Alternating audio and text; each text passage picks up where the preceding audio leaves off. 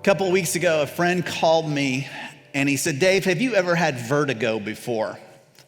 And obviously he was suffering from it. And I said, yes, I have had a season where I had several bouts of it. How many of you have ever had vertigo before? Put your hands up there. Maybe you're having vertigo right now. For those of you who have never had vertigo, it's something you want to miss. Because you can be all good, you can be in bed, ready to get up and start the day, and then you step out on the floor and all of a sudden the room begins to shift. And truly, I've done this. I've walked like this with vertigo until I crash into the wall. And you're so desperate for stability that you crash into the wall and you'll stay there. And some of you have known this feeling. You're like, I've got to get back in bed. And maybe you'll attempt another walk back toward the bed, or maybe you'll get down on your hands and knees and you'll crawl until you can get back in bed. But all you want is stability when you have vertigo. When everything is changing, you just are desperate for stability. And so sometimes for me, I can just lay there with my eyes closed and then the feeling will pass. And then sometimes you got to go to the doctor and get him to treat it. But vertigo is a condition none of us want to have. But I have to say, when I think about this world we're living in today and all that we've gone through, I think we have a worldwide case of vertigo.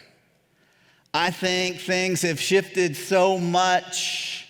There is such fear. There is so much anxiety. There's just a feeling, isn't it, that everything has been turned upside down. And we are just desperate for stability. And there's a sense in us, I know I have it, where sometimes I wish I could just go back to bed and you can just wake me up when it was all over. There's a lack of stability in our world today. But our God does not suffer from a lack of stability. Because our God, as we sang, is so awesome. He is so powerful. And He will give us what we need even in the midst of the insanity in the world we're living. He will give us such a character quality that we're desperate for today, and that quality is called resilience. We need resilience, don't we, my friends? What does resilience mean? It means the ability to adapt to adversity and difficult circumstances. Resilience means to be able to bounce back when life doesn't go our way. In the vertigo of life, to be able to be resilient and walk on strong and sure footing. We can be resilient today because what this world is desperate for is the shining light of Jesus Christ. And when we walk in Him, when we walk by His power, by His strength, by His love, the world will know it. And we will be people that others can latch onto and say, I don't understand it, but I want what you have. I want your stability. God is calling us to be resilient today. And we have an opportunity to dive back into the book of 1 Corinthians. We're going to be in 1 Corinthians 4 today. I hope your Bibles are falling open to this book right now. And we're going to learn from the apostle of resilience, the Apostle Paul. Man, when you look at his life, when you read his story throughout the book of Acts and the letters that he wrote, you understand, man, Paul experienced physical suffering at levels beyond what any of us could even imagine. Emotional suffering, people betrayed him. He always had pressure around him, but yet Paul was resilient. He continued to stay in the battle. He continued to stay in the fight. In fact, in the last letter he wrote to his beloved Timothy, he says, I have fought the fight. I have finished the race. He has kept the course. Why? Because God gave him something that we all need. He gave him courageous resilience in the face of whatever opposition he could go through. And we're going to learn about that in 1 Corinthians today. If you haven't been with us, let me catch you up. We're calling the series First and Second Houstonians because the culture of Corinth is so much like the greater Houston area today. Incredible success, incredible wealth, and at the same time, incredible debauchery. People running to please themselves however and whenever they wanted to. And this church that Paul had planted now some 3 or 4 years before, they have fallen into the trap of looking a whole lot like the world. Instead of the church affecting the world had gotten into the church. And we learned a couple weeks ago that Paul said, you have a condition. The Corinthian condition is spiritual immaturity. He says, you're acting like a bunch of babies. You should know better. And that's something that we can all suffer from too. Immaturity is a plague today, isn't it? Instead of acting mature and trusting God and walking in his ways, instead we walk in our ways. And so Paul is saying to us, he's saying, hey, it's time to grow up. And last week we learned that we can grow up because we have a solid foundation in Jesus Christ. And that he has called us to a purpose and that we belong to him. And now today he's going to say, this is how you grow in resilience. This is what you need to understand. For some of you, when you think about going to work tomorrow or going to school tomorrow, you already have a pit in your gut. You're even wishing maybe I'd even bring it up. Man, can I just push that off? Can I just ignore it until tomorrow? Let me tell you, even in the most difficult of circumstances, God is with you and God is going to work through you. And God can take whatever you've got going on right now and he can bring his healing, he can bring his freedom. You can be different. You don't have to be the person that you've been stuck being for a long, long time. You can walk and grow in resilience. Let's see and understand that. 1 Corinthians chapter 4, beginning in verse 1. Paul says, this is the way any person is to regard us, as servants of Christ and stewards of the mysteries of God. In this case, moreover, it is required of stewards that one be found trustworthy. He says the way we grow in resilience is we have to know who we are. We have to know who we are. We have to know our identity in Christ. And he says this is who we are. He says we are servants of God. He didn't say we're VIPs. He didn't say we deserve special treatment.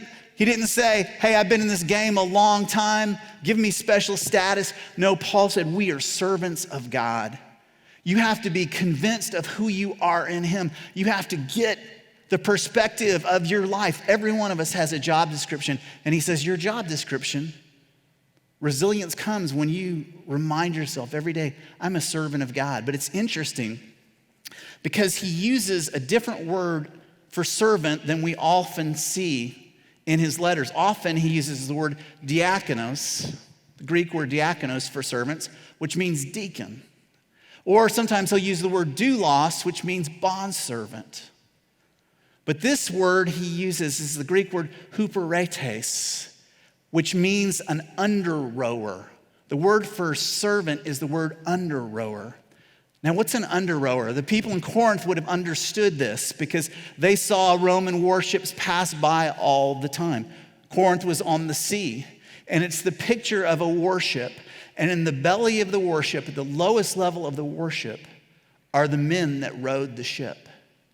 And they would sit at the base level, and all they did was row. Paul said the key to growing in resilience is you realize no matter where I am, work, school, ball field, home, I'm a servant, I'm an under-rower. That's what he calls us to be. See, he says, so many of us, we chase the dream of the world's pleasure. We chase the dream of the world's popularity. There's such a sense of, man, I want to make it. I want to make it. And making it means other people consider us important, even if it lasts just that long. He says, no, that's not it. Get a stable, firm foundation identity. You're a servant of God. You're an under-rower. And he said you have to be trustworthy. And what is a trustworthy under-rower? What does it mean to be trustworthy? It was very simple. They would sit on their platform, row by row, and they had one responsibility. They had to listen to the captain. They would listen to their captain. And their captain would give the beat, their captain would give the cadence, and they would row along with it. I want you to know this. When you go to work, you go to school, You don't just go as a student. You don't just go as an employee. You go with the mindset. I go with the mindset, we're under rowers. And what do? We need to listen to our captain. What does the Lord have to say to us? That has to be the foundation of our lives, friends. He continues to point the Corinthians back to Jesus Christ crucified for you. You listen to your captain. And that's why it's so great that we're here. It's so awesome to worship corporately because we inspire one another to listen to our captain. We inspire one another as we exalt the Lord together. But then we also need to take that into our own private time with the Lord, where we're reminded every single day, win the morning, let Jesus win the morning for you. He's an awesome God. And listen to him. Go on mission with him. You listen to the captain. That's the first thing. But then there's a purpose. We have to work hard. An under rower works hard. They have to do their share, and they also have to work together. A disaster when you're rowing is if each person's rowing at their own pace, their own speed, with their own effort. No, our identity is rock solid when we say, I'm living for you, Jesus. I'm sold out for you, Jesus. That's the desire of my heart. And as you grow in your affection for him, as you grow in the sense of how loved you are by him, then you will trust him more and more and more. So he calls us out and he says, I want you to be trustworthy servants of mine. And I have to tell you, what a joy it is to be part of this church family where there are so many under rowers. Doesn't matter what the job is, doesn't matter what the task is, you're in. You're like, hey, you want me to stack chairs? I'll stack chairs. I'll pick up trash. I'll go teach kids. I'll do whatever. I'm so grateful for that. And for some of you, maybe you've never had that opportunity to jump in to God's family and to jump into serving. But I'm going to tell you, the joy is in the serving, isn't it? The joy is in the serving. When you begin to say, hey, let me take up my oar, let me do my part, let me row together, God is going to remind you of how good he is and how loved you are. That's a thrill. Years ago, I was talking to a young man. He said, I think this church stuff is boring. It's just kind of boring. You come, you listen to people sing, and you listen to a sermon. It's just kind of boring. I was like, man, you've never discovered the difference that happens in your life when God uses you to impact someone's eternity. Someone's forever can be changed, can be transformed. That's what happens when you know it. That's why in this unsteadiness of this world, he says, know who you are, know that you're a servant. And live out of that. Just studying for this, I had to be reminded, that's the way we live with the Lord. He calls us to serve everywhere. He calls us to serve all the time. And sometimes we have to be reminded that we are servants. Sometimes at home, maybe, guys, you need to be reminded, like I've had to be reminded, you're a servant, you're not a scorekeeper. You know what I'm talking about? You're a scorekeeper. You serve a little bit, you do a few things around the house, maybe no one asked you to do those things, and you start feeling pretty good about yourself. You start giving yourself little mental check marks. Check, check, oh, I did that. I hope she'll notice. I hope they'll notice. You keep score. And then every once in a while, I know this never happens to any of you, you have a little bit of a conflict, or maybe you have a big conflict, and you're the first one to make peace. And you think, oh, I apologize first. Remember that. We keep score. Is that a servant? We're servants everywhere. That is what God calls us to be. Jeff Kemp tells a story that keeps it real. He said there was a time that he walked in and he opened up the mail. He said, I usually never did the mail, my wife did, but he saw a bill. And I guess it troubled him. He's like, we got to deal with this right now. And so he went upstairs. His wife was in a room and she was working on a computer and she was scrolling through pictures. She had to find just the right picture for this project she was working on. And so he interrupted her and said, hey, can we talk about this now? And she's like, no, let me finish this first. And he's like, no, we need to talk about it now. And she got distracted. She's like, man, I lost my place. And he's like, went one more time, hey, let's talk about it. And she says, no, I don't want to talk about it now. And she expressed that he should have been more patient. She said, hey, back off, and he didn't. And so he came back with those oh so helpful words that we use in marriage sometimes. He said, well, don't freak out. And you know how well that went over. And so they got into it a little bit more. And finally he just said, okay, I got to zip it. And he went downstairs, and he writes about how he processed this before the Lord. He said, I began to pray. I said, God, why does this happen so much? I meant well, but then I offended her, then I hurt her, then I made it worse. He said, the thought God gave me in return was this: Jeff, you're more upset that you had the conflict than you are that you inconvenienced her. And you're more upset that you had the conflict than you are that you hurt her feelings by defending yourself and showing no real empathy. You always want her to adjust and accept you. You ask for less of these conflicts, but you should be asking me to help you change. You need to want to not hurt her more than you want to not feel bad that you messed up. That is a powerful insight, isn't it? See, the Lord was calling him back to being a servant, saying, hey, it's time to put the scoreboard down, scorecard down. It's time to put down, I want my way. Instead, he said, you need to be a servant. And the Lord convicted him, because that's what the Holy Spirit does.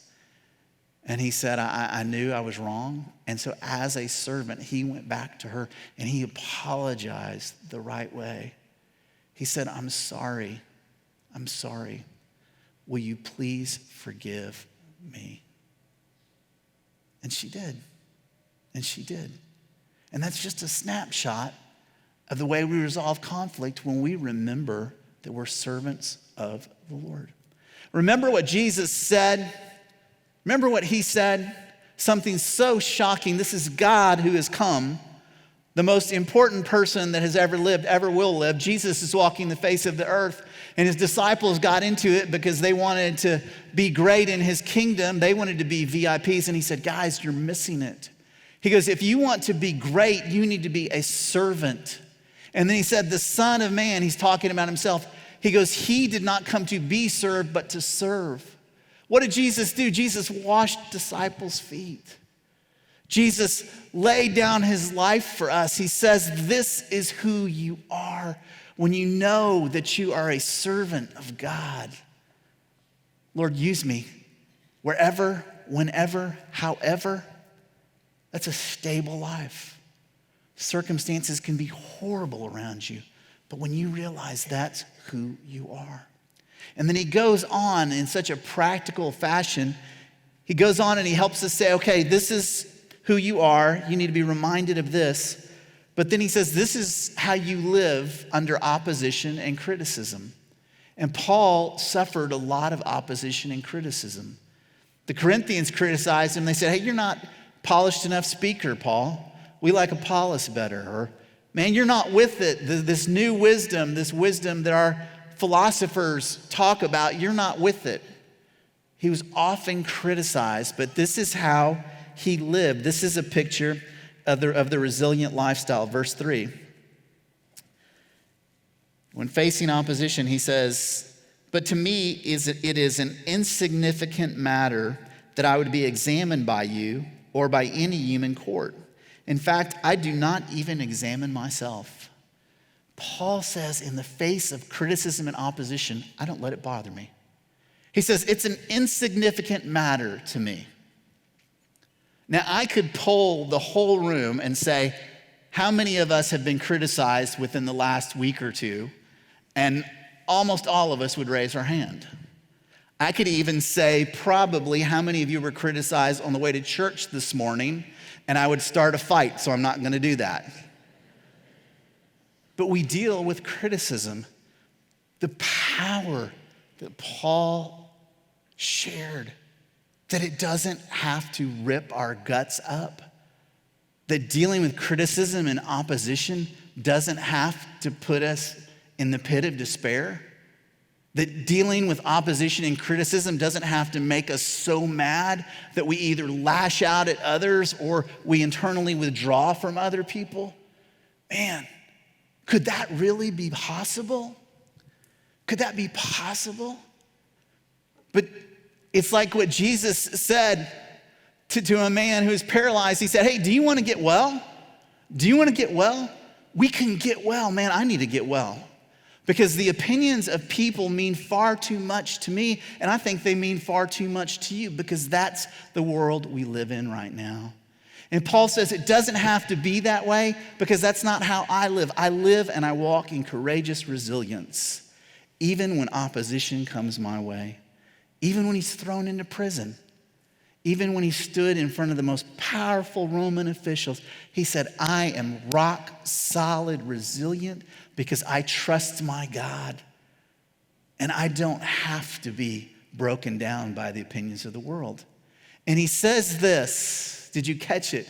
Two things, two false identities that we have to be aware of. First of all, Paul says, look, I am not who the world says I am.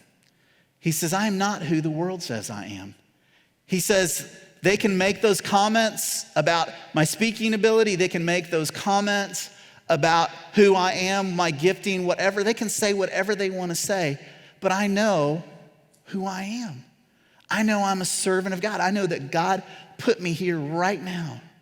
God put me in this place right now. Some of you work in offices, and it is very, very difficult for you to be there.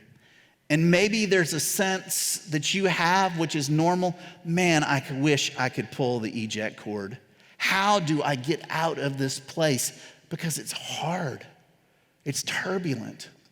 Do you realize that God may have you there for a purpose? That God may have you there as the shining light, the only light there in that place. But we know this one little light goes a long way in a dark room. God may lead you otherwhere. He may lead you to a different place, but just know this, that he still can work as he worked through the Apostle Paul. He says, look, I'm not who the world says I am. But so important, he also said this. Did you catch it? He said, I'm also not who I say I am. It's not just what the world says, but it's what I say. He says, look, you don't need to examine me. And I'm not going to examine myself because I don't trust myself. Paul understands we are very poor judges of who we are. We cannot put a verdict on ourselves. The Corinthian problem was that they overestimated who they were. They have an overinflated sense of ego. But many, many, many of us have a deflated sense of who we are. And we can carry a burden around of maybe a voice we heard from outside, or it could have been a voice from inside. It could have been a voice from the home that we grew up in. And we could grab a hold of that belief, and even if we don't tell anybody about it, in our mind, we still live out of that belief. Maybe someone told you, you're damaged goods.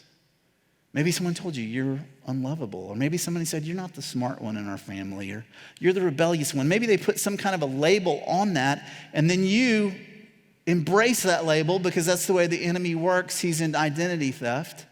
And you've lived out of that for a long, long, long time.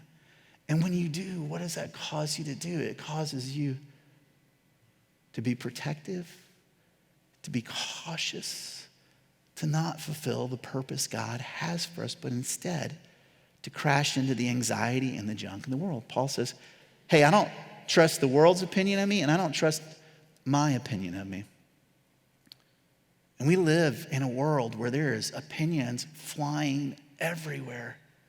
Amy Crouch is a college student, and she's written a book called The Tech-Wise Life. And her dad, Andy, wrote a book a few years ago called The Tech-Wise Family. Great book on dealing with technology in your home. Great book. So she, as a college student, wrote her own reflections about growing up in a home that had some parameters about technology and use. And anyway, now she's in college. She wrote about an experience in high school in dealing with social media, and I think it's very pertinent to today. She said, as I scrolled through the Instagram photos, I felt my stomach churn. The first one was terrible. Did my smile look that awkward in real life? We've all been there, haven't we? Then another, my nose seemed to take up half my face. And in another, what on earth was I doing with my arm? As I flicked through photo after photo, I started to panic. The photos had just rolled in from a school dance, and unlike me, my friends all looked perfect. I gazed at one friend's smile. How was it so effortless? Looking back at my own, all I saw was a forced get me out of here grin that made me look like a gremlin. Of course, my friends all started to post on Instagram with gushing compliments. As they went on, I started to get more and more upset. I didn't want anyone to see those photos ever. If I could have stolen my friend's camera and deleted them from the memory card, I'd have been happy. For the next few days, I kept choking up every time I opened my Instagram feed and saw other people's pictures. I was sobbing in bed and wallowing in newfound despair over flaws I didn't even know I had. And even as I was sniffling into a tissue, I was wondering, what on earth is wrong with me? Am I really so shallow that a few thousand pixels can set me off like this? We know what that feels like. Whatever the platform, whether it's Instagram, whether we're putting ourselves out there and say, like me, give me feedback, whether we're comparing ourselves to other people, and as she said, your life looks perfect and my life looks like a mess, or our physical appearance, or we're not even using technology, the platform, it's just going to work and hearing somebody that you work with get praised and hearing you get overlooked. It feeds, it stirs up inside of us, and it causes us to pull in to protect ourselves. And if we don't trust the Lord, then Paul's saying, hey, you're not going to be resilient. You're living out of false identities. It's not who the world says you are, and it's not who you say you are. But there is a rock you can stand on. Let's pick it up. Verse 4, for I'm not aware of anything against myself. However, I'm not vindicated by this, but the one who examines me is the Lord. Did you catch that? The one who examines me is the Lord. Therefore, do not go on passing judgment before the time, but wait until the Lord comes, who will both bring to light the things hidden in the darkness and disclose the motives of human hearts, and then praise will come to each person from God. Paul says, you want a resilient life? It's not who the world says you are. It's not who you and I say we are. He says a rock solid identity is we understand I am who God says I am. I am who God says I am. Some of you have heard me use that phrase, and I want that to be so deeply in your heart and your mind. I'm going to ask you to repeat after me. Say, I am. Say, I am who God says I am. Who God says I am. I am who God says I am. That's my prayer for you and for me. That we live in the truth of what the Lord has said, what he has declared. It's the truth that Paul grabbed a hold of. He said, I don't look to the world. I don't look to anyone else to place the verdict on me, because I have received the verdict from Jesus Christ. And because he has gone to the cross, he has declared my life not guilty. He has not only by taking the penalty of sin upon me and declared me righteous and not guilty, but he's also said, you are mine, you belong to me. He said, you are my beloved son, you are my beloved daughter in whom I am well pleased. That is who you are. And if we could get a hold of that, if we could get a hold of that truth, and it wouldn't just be words that we say and words that hit our brain, but come down to the depth of our heart, deep into our guts, I am who God says I am. Then we come into freedom. Then we have resilience. We grieve, but we always grieve with hope. Our hearts can be broken in pain, but we still know, God, you're the answer to this. We can still be experiencing things that we would love to take a pass on, but we can still trust the Lord is working because we're his. And wherever we are, And whatever we're going through, we are who God says we are, and we serve right there. And it all comes back together. He says the picture of resilience is you know you're a servant and you know you've been identified by the Lord. You're his. You're his. You're his. A friend, it reminded me of a story. Powerful. Man by the name of Stipelkowski served in the Polish resistance during World War II. It was their mission to attack Germany, to attack the Nazis. But somehow when Russia took back over at the end of the war, they thought this group of 16 men were actually traitors. They thought they had aided the Nazis. And so it was the Russians' plan that they were going to put these guys in prison. They called them the Polish 16. Well, Westerners, I guess folks from the United States, England, came over to watch the trials. And the Russians so wanted to be able to put these guys into jail. They were so convinced that what they believed about them was true that they had to get them to confess. And as they began, none of the guys would confess. They were all freedom fighters. They said, no, we fought against Germany. But the Russians began to put them under intense persecution and night after night of sleep deprivation. And they kept them from eating, and they began to draw them in for all these lengthy interrogation sessions. Night after night, they went after these guys, and they said, if you do not confess, we're going to continue this. And eventually, man after man after man began to break. And they sang confessions to things that they had never done. They declared they were traitors, and they weren't, but they just could not handle the onslaught anymore, except for Stipelkowski. And he hung in there. He hung in there. They put him through 141 interrogations, and he never recanted. He never recanted. And finally, he went to trial, and because there were other observers there, he was set free. And people after the fact said, how did you not break when every one of your peers broke? And listen to what we understand about his story.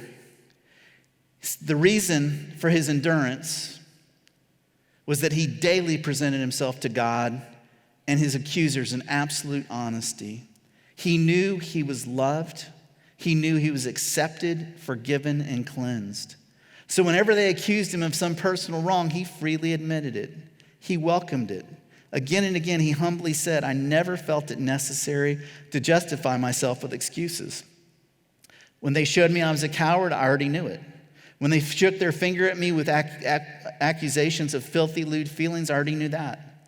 When they showed me a reflection of myself with all my inadequacies, I said to myself, but gentlemen, I am much worse than that. For you see, I have learned it was unnecessary for me to justify myself because one had done that for me already, and his name is Jesus Christ. You're not who the world says you are. You're not who you say you are. You are who God says you are, and he says, you are mine. And that gives us the power to live the life he calls us to as under-rowers in this great adventure that we call life.